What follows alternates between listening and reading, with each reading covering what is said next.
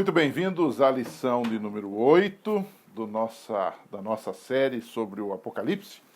O título desta semana é Satanás, um inimigo derrotado. Como você pode perceber, o autor da lição está seguindo os capítulos de Apocalipse e nós chegamos nesta semana ao capítulo 12, que é a narrativa da queda de Lúcifer, que depois tornou-se Satanás, desde o céu para esta terra, trazendo aqui o pecado, o sofrimento. Então nós temos no capítulo 12 a narrativa da guerra entre Cristo e Satanás. Eu tentei simplificar o capítulo 12, logicamente seria ideal que você lesse o capítulo todo antes de expor esta lição aos seus alunos, mas eu tentei simplificar dizendo que nós temos dois personagens neste capítulo 12 e temos uma guerra. Quais são os dois personagens? Então, em primeiro lugar, item número 1, o primeiro personagem é a mulher. Que mulher é esta? A mulher na Bíblia é um símbolo da igreja, verdadeira ou falsa. Neste caso do capítulo 12, a mulher é a igreja verdadeira, a igreja de Jesus Cristo. Por quê? Porque o texto diz que ela está vestida do sol, um símbolo de que ela é envolvida pela glória do caráter de Cristo, o sol da justiça. E o texto vai além, no capítulo 12, diz que a mulher tem a lua debaixo dos seus pés, indicando que a lua é uma luz menor. E alguns autores e pesquisadores da Bíblia têm visto aqui que essa luz menor, que é a lua, aponta para o Velho Testamento, para as promessas do Velho Testamento que lançavam luz sobre a luz maior, que é Jesus Cristo, que viria então no Novo Testamento. O texto também diz que essa mulher dá à luz a um filho, que é o próprio Messias, que é o próprio Jesus. E que um dragão vem para destruir este filho. E aí a gente lembra daquele episódio de Mateus 2, quando Herodes tentou matar as crianças, entre elas o menino Jesus. Mas o texto diz que este filho é arrebatado aos céus, não é? Simbolizando Cristo cumprindo a sua missão, morrendo, ressuscitando e indo para o céu. Também diz que esta mulher, que é a igreja, seria perseguida de forma muito especial e específica por 1260 anos. Nós conhecemos muito bem esse período, todo estudante do Apocalipse conhece esse período. É um período correspondente também a chamado de 42 meses, que dá na mesma, são 1260 dias, que vai dar 1260 anos, que é o período da supremacia papal, o período da escuridão espiritual, quando a Bíblia foi retida, quando suas doutrinas foram torcidas, distorcidas, e o povo não teve um contato com a verdade pura e cristalina das Escrituras. E aí esse é o tempo da Inquisição, esse é o tempo de perseguições e tudo mais. Ele vai de 538, com a ascensão do bispo de Roma, como chefe visível de todas as igrejas do Ocidente, até 1798, quando, por ordem de Napoleão, o general Berthier aprisiona o bispo de Roma, e então há um declínio desse poder, que a Bíblia chama de ferida mortal. Enfim, também o texto de Apocalipse 12, lá pelo verso 17, ele diz que esta mulher tem os restantes da sua semente, ou seja, aqueles que vão viver bem no tempo do fim. Apocalipse 12 começa no céu e volta para o céu. Começa no céu e vai até o povo de Deus que vive no tempo do fim, preparando um povo para ir para o céu. E diz que esse povo é o povo remanescente, o que sobrou. Apocalipse 12, 17 diz que eles são os filhos fiéis da mulher, não é? Aqueles que guardam os mandamentos de Deus e têm o testemunho de Jesus. Então esse é o primeiro bloco da nossa lição, a mulher, uma descrição da mulher que é a igreja. O segundo bloco é o dragão. Quem é o dragão? O dragão é o diabo. Apocalipse 12, 7 a 9, especialmente o 9, diz que este é a antiga serpente, o diabo ou Satanás. E o texto diz que a cauda desse dragão, que seriam as suas ações, arrastam uma terça parte do céu. E aí nós entendemos que essa terça parte do céu são os anjos que foram derrubados junto com ele por causa do pecado que cometeram lá.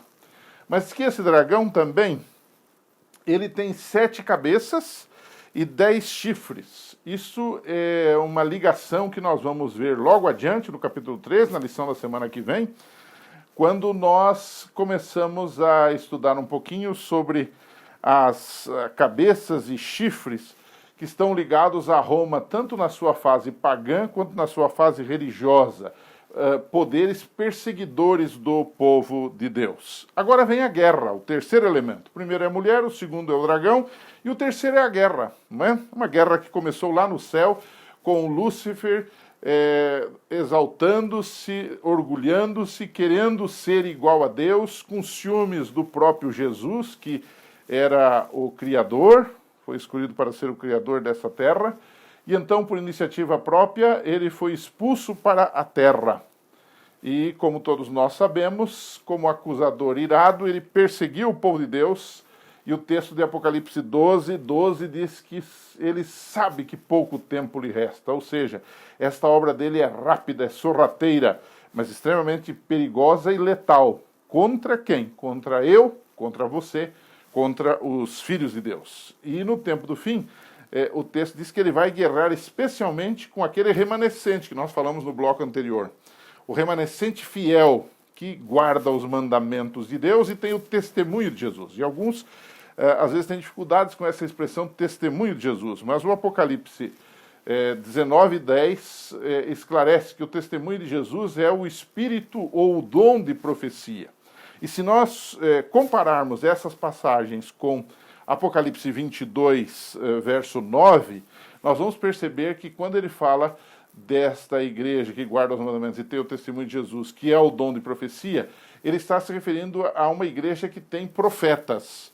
Não apenas no sentido genérico da palavra, de que todos na igreja podem profetizar, como ocorre em algumas igrejas, mas diz que uma característica dessa igreja do tempo do fim, dos remanescentes fiéis de Deus, os que restaram como filhos desta mulher, que é a igreja cristã, eles são profetas, são pessoas que têm o dom de profecia. Nós, adventistas, entendemos que o dom de profecia se manifesta em nós, especialmente nos escritos de Ellen White. Esse é um outro estudo que nós podemos aprofundá-lo numa outra ocasião.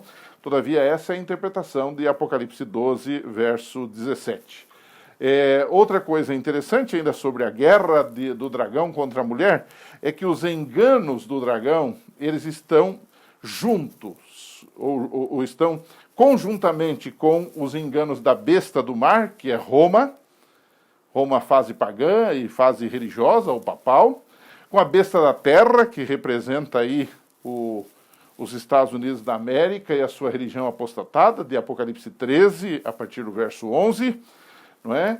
E ele fala também de que muitas vezes esse dragão vai usar tanto a besta do mar quanto a besta da terra para perseguir o povo de Deus, inclusive usando situações dentro do próprio cristianismo. O texto chega a dizer lá no Apocalipse 13, é o que nós veremos daqui mais alguns dias, de que, na verdade, essas manifestações são espirituais, eles fazem coisas estrondosas, e aí nós podemos dizer, nem sempre os milagres que são feitos em nome de Jesus são de fato em nome de Jesus. Podem ser obra do dragão para confundir a igreja, para confundir os filhos de Deus, desviando-os da palavra, dos ensinos, da lei de Deus, da rota que Deus colocou para eles. Então, eu terminaria a lição dessa semana fazendo uma pergunta para você. Você é feliz por pertencer à igreja de Apocalipse 12, a igreja verdadeira? Essa igreja você não pode esquecer.